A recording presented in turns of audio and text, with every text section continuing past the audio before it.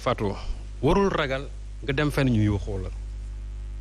un homme politique. waaw mais l'acte d'abord avant parce que l'homme politique ba tey dégguñ ko wax mais l'acte aujourd'hui. la sànni la ay xeer ba ci sa oto. sànni xeer xaw ma non xam nga kii yuuxu la wax. oui man xaw ma ne sànni xeer. sànni nañ ko xeer wala sànni wuñu ko. bien sûr waaw mais non loolu. c'est pas normal ça. c'est pas normal. loolu du dëgg du yoon. loolu dëgg yoon xam nga KSC moom nit mën nga taxaw nga yuuxu ko loolu mën naa wax ne peut-être. mais quant à nag dem bay casser vraiment la voiture vraiment de n'importe qui muy Pape Djibril muy ku mën a nekk aussi ils n'ont pas quand même ce droit là et loolu aussi je crois que ça a été peut-être une faille même dans la sécurisation de comment dirais-je de votre manifestation donc loolu moom lu ñu ñaaw la lu ñu condamné la maintenant cela étant dit ñu ñëw ci li nga xamante ne moo taxoon ñoom ñu mobiliser wu tey. parce que Adama nee na benn parti groupe ay jeunes yoo xam ne appartenant à un parti politique. un parti politique. moom la ko tuddee déjà moom dëkkal na leen fi nga xamante ne moom mooy Pastef waaw moom xam nga kii il est dans un combat politique man je crois que li ci gën a man li ma gën a retenir daal et je condamne vraiment l'acte qui a été posé mooy le fait que ñu cassé la voiture d'un leader politique. que ça soit Pape Djibi que ça soit. avant ñu dugg ci rapport parce que dinañ ci ñëw parce que sujet boobu c'est très important et wax nañ ko waxaat ko. acte yu mel noonu aujourd'hui nga xam ne quand on n'est pas dans bu ñu bokkul parti wala bokkuñu gis-gis le débat aujourd'hui très bas dem ba yegg ci violence loolu également. moom la non loolu Fatou j'ai l'impression que déggoo li ma wax dama ne c'est un acte d'abord man que je réprouve et que je condamne c'est-à-dire que gis nga démocratie c'est l'expression des contraires gis nga li waaj doon wax naan. je ne suis pas d'accord sur ce que tu dis mais je me battrai jusqu'au bout pour que tu puisses le dire donc même nit ki soo ànd ak moom ci li muy wax mais nangul ko loolu moom ba mu mun ko wax c'est ça la démocratie mais démocratie warul egg ba tey nit bëgg a taxaw exprimer nga ne ko non seulement tu ne t'exprimes pas mais en plus aussi kooku il doit faire l'objet encore de violence surtout physique xam nga déjà yuuxu rek violence psychologique la mais loolu sax mën nañ ko tolérer ci benn fànn mais quant à la violence maintenant physique loolu moom j'ai dit que c'est inacceptable c'est intolérable et nag loolu parti bu mu mën a nekk que ça soit muy Pastef que ça soit muy APR que ça soit muy beneen parti fu mu mën a nekk aussi on condamne fermement la violence fu mu mën a nekk et je crois que loolu aussi leader politique yi dañ ci am une certaine responsabilité ñi nga xam ne nag ñoo ko def bon il faut essayer de les identifier su fekkee ne on doit en tirer aussi toutes les conséquences il faut aussi les tirer mais loolu moom man lu may ñaaw lépp je pensais que simplement ay yuuxu la mais dès l'instant comment dire que on a cassé la voiture de Pape Djibi là je dis que vraiment ça a été vraiment l'acte de trop et c'était pas aussi comment dirais-je l'objectif de la mobilisation de la manifestation d'aujourd'hui voilà donc vraiment loolu moom je le condamne encore une fois de plus et je crois que ceux qui l'ont fait bu ñu demee nañ réfléchir sur l'acte quand même qu'ils ont posé parce que li ngay def leader politique keneen c'est-à-dire boo ko nangulee boo ko bañalee sa leader politique bu ko def beneen leader politique et c'est ça la démocratie moom c'est l'expression des contraires nit ki bu ngeen bokkul gis-gis mais may ko mu exprimer wu ba wax ne lii laa bëgg a wax même soo àndul ak moom ci loolu voilà léegi nag cela étant dit dama bëgg a wax nag vraiment ci rapport bi parce que Adama ma la dégloo j'ai comme l'impression que rapport bi yéen ba léegi liiru leen ko parce que su ngeen bëggee circonscrire rapport bi si 6 milliards yooyu ñuy xeeb di ko wax da ngeen di juum le rapport là nee naa leen tant que jël leen rapport général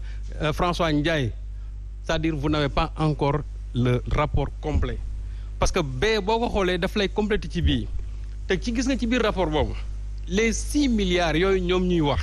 ce sont les 6 milliards yi nga xamante ne c'est des dépenses qui n'ont pas été l'objet c'est-à-dire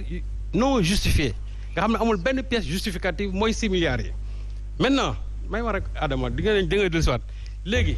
boo xoolee le projet de loi de règlement de 2020 Fatou Abdou dafa am lu leer lu ñu wax c'est-à-dire la Cour a demandé comment se fait-il que partenaires techniques financiers yi li nga xamante ne moom lañ joxe ci xaalis muy la BOAD muy encore l'AFD agence française de développement muy le gouvernement italien ñooñu dañuy indi seen xaalis participer ci xeexu Covid bi mais ci projet de loi de règlement bi dañu gis ay écart c'est-à-dire cour bi dana leen comment se fait-il que ñii xaalis bi ñu déposé ci projet de loi de règlement bi gisuñu ko et loolu ça tourne autour de 16 milliards il y a 11 milliards yoo xam aujourd'hui aussi ñu gis ko écart au niveau de l'AGEROUTE donc boo leen boolee déjà rek loolu ça fait presque 27 milliards 6 milliards yi ñoom moom lañ ci jël parce que ce sont les 6 milliards qui n'ont pas été justifiés mais waa BOAD xaalis ba ñu joxe ci projet de loi de règlement bi bu 2020 bi soo ko xoolee c'est-à-dire il y a un écart et la Cour a demandé mais écart boobu fu mu dugg ça a été la même chose avec l'AFD ça a été la même chose aussi avec le gouvernement italien donc loolu boo ko xaymaa déjà rek loolu 16 milliards la boole ci les 11 milliards yi nga xamante moo dem encore au niveau de la Géroute ma bàyyiwaat loolu soo ci boole encore les dépenses hors Covid nga xam ne des dépenses qui ne concernent même pas le Covid boole ci nag léegi maintenant les 6 milliards yoo xam ne nii qui ont été dépensés sans pièce justificative soo ko xayma dina dem ba presque booru 32 milliards moo tax ma ne bu ñuy def aussi un rapport complet nañ ko def ba mu mat te gis nga on dit que le président n'a pas la volonté aujourd'hui d'apporter la lumière sur ça xam nga lu tax ma wax loolu parce que en conseil des ministres ils ont saisi le président a saisi le premier ministre or man je me dis que président bi yoonu premier ministre newu ci même le président de la Cour des comptes il n'a pas compétence aujourd'hui à saisir le ministre de la justice déedéet président Cour des comptes ñoom suñu paree seen rapport dañ koy jël jébbal ko président de la République ba pare publier seen rapport mais amuñu compétence dem ne ministre de la justice ubbil une information c'est-à-dire waxal sa procureur yi ñu ubbi des informations judiciaires déedéet président bi moom ci wàllu boppam moo waroon wax son ministre de la justice il faut demander au procureur d'ouvrir des informations judiciaires mais dès l'instant que le président a dit le premier ministre jëlal mbir mi boobu laa ne le président quand même ne va pas dans le sens d'éclairer ça et d'ailleurs li ko gën a firnde mooy bi président bi waxee loolu mais le lendemain le gouvernement ils ont tenu une conférence de presse la maladresse du gouvernement c'est le fait de tenir une conférence de presse pour essayer de justifier et ce qui est grave aujourd'hui tous les ministres du gouvernement sont en train maintenant de vouloir justifier c'est-à-dire ñoom nee nañ sur 1000 milliards s'il y a maintenant seulement 0,7 yoo xamante ni tey moom lañ ci luubal donc ce n'est pas du tout grave et c'est extrêmement grave pour un gouvernement qui raisonne comme ça d'accord Serigne Saliou Mouhamadou rapport bi gis nga ko manifestation bi aujourd'hui également société civile amal avec la participation des membres de l'opposition yoo xam ne fekkee nañu ko rapport bi juraat coow encore mais est-ce que cette fois-ci quand même le rapport a été donné au ministre de la justice bi nga xam ne wax na ci ubbi li nga xamante ne mooy jox ko procureur pour que mu ubbi information judiciaire yi ñu toppee les 12 responsables des ministères yi nga xam ne moom lañ tudduñ ne l'État a la volonté aujourd'hui d'éclairer les Sénégalais ci li nga xam ne moo tukkee ci rapport bi. Merci beaucoup d'abord si marche bi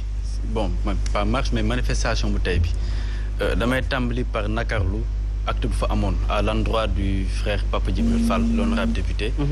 parce que dañu jàpp ni nous sommes dans une démocratie et que ku si nekk war nga am possibilité am position bi ngay défendre wala am position bi ngay incarner et que comme ni ko le doyen Serigne Saliou waxee même su nekkee li ngay wax dafa waroog man li ma gëm il faudrait que ma xeex pour que nga am possibilité di wax li nga xalaat tout le temps et en toutes circonstances donc malheureusement ça a été benn tache noire bu yàq la très belle manifestation qui a été organisée aujourd'hui par la société civile. parce que il faut bëggoon naa ñu taxaw fa parce que yow en tant que jeune yéen ñi nga xam ne yéen a nekk ci parti opposition bi. Le débat je sais pas ndax da ngeen koy dégg mais souvent ñu seen xam-xam màcc ñu fekkee politique bu yàgg ba jàpp ne le débat est très bas entre les jeunes aujourd'hui ci ñi nga xam ne ñoom ñoo nekk ci parti politique yi parce que souvent ay invectives la ay xaste entre les leaders te ci ndaw yi lay jóge pas les leaders mais ci ndaw yi lay jóge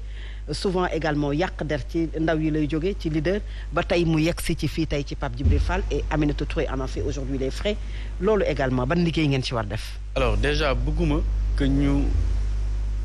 caricaturer la jeunesse de l'opposition. Pas de l'opposition, la jeunesse en général. Donc lapsus la foofu dama juum foofu jeunesse bi muy pouvoir comme muy opposition parce que bii yoon ay ndaw yoo xamante ne ñoom ñoo ñëw ci manifestation bi la. Oui, d'abord lapsus boobu heureusement que vous l'avez levé, ce n'est pas la jeunesse de l'opposition, ça c'est des recadrages que je voudrais faire. Mais bon, am na yoo xam ne malheureusement on le constate, mais il faudrait que l'on ait tous le courage d'aller en profondeur dans l'analyse des causes. Xam nga les gens ont l'habitude de nous dire que nous devons avoir des actes républicains, nous devons avoir des actes d'hommes d'État. Mais est-ce que ceux-là qui nous dirigent ont des actes républicains ou des actes d'hommes d'État? Donc bu man analyse bi suñu ñëwee rek après ne une certaine jeunesse ñoo am un certain débat, est-ce que man tey qui pense pouvoir représenter la jeunesse aujourd'hui ci plateau bi, est-ce que dinaa porter un discours boo xam ne day déshonorer cette jeunesse-là? Je ne pense pas. Donc analyse bi daal en tout cas buñ ko limiter seulement si l'aspect politique, c'est un problème.